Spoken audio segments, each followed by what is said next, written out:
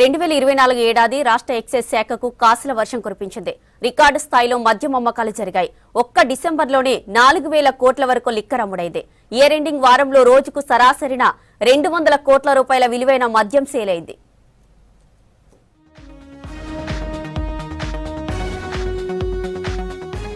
కొత్త ఏడాది సందర్భంగా రాష్ట్రంలో రికార్డు స్థాయిలో మద్యం అమ్మకాలు జరిగాయి. డిసెంబర్ 31 అర్ధరాత్రి 12 గంటల వరకు లిక్కర్ సేల్ జోరుగా సాగింది.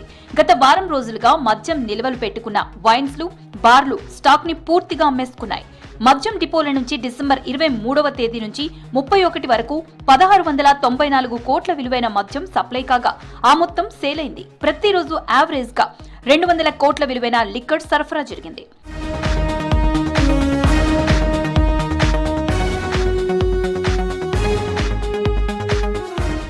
ఒక్క డిసెంబర్ నెలలోనే 3,805 కోట్ల విలువైన 38.07 లక్షల లిక్కర్ కేసులు, 45.09 లక్షల కేసుల బీర్లు అమ్ముడుపోయినట్లు ఎక్సైజ్ శాఖ లెక్కలు చెబుతున్నాయి.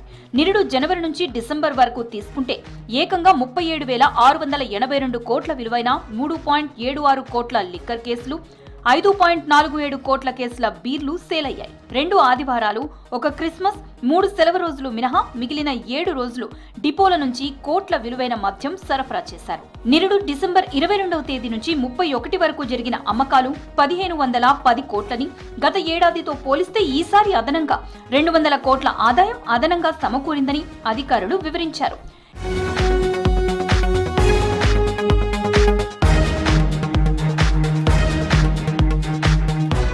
ఎక్సైజ్ శాఖ డిసెంబర్ 31న స్పెషల్ ఈవెంట్లకు అనుమతించింది.